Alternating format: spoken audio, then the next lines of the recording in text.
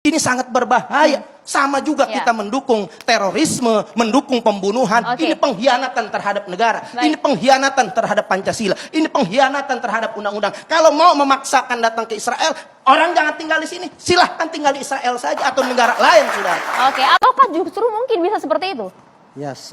Ya, sepak bola punya aturan tersendiri yang namanya law of the game.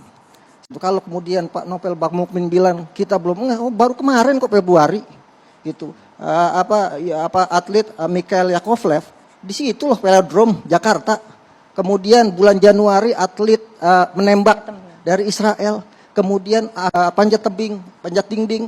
Kemudian di Inter Union Parliamentary 20 sampai 24 Maret 2022. Nah, kalau mau bicara soal politik, yang tepat adalah di Inter Parliament Union kemarin.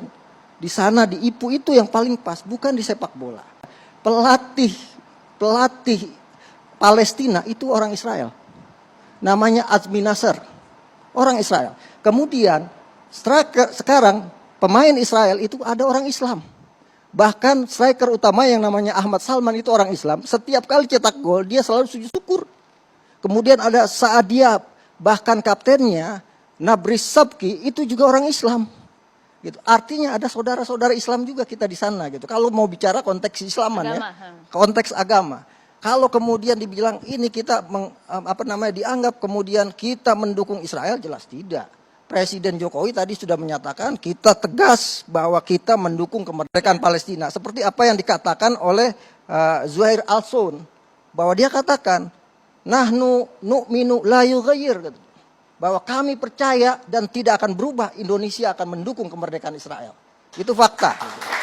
Artinya apa?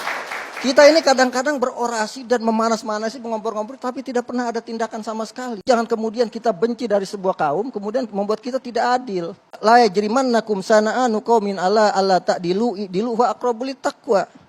Janganlah kebencian atas suatu kaum membuat kamu berlaku tidak adil. Saya ingin coba sekarang jangan sampai kemudian kita bentur-benturkan dengan agama.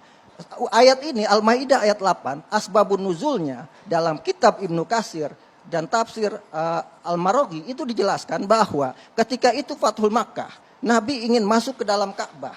Ketika mau masuk ke dalam Ka'bah, yang pegang kunci Ka'bah adalah Yahudi, namanya adalah Utsman bin Tolha bin Abi Tolha. Kemudian sahabat Ibnu Abbas bilang, ya Rasulullah, ambil kuncinya, serahkan ke Ali bin Abi Thalib, karena kita yang paling berhak untuk memegang kunci itu.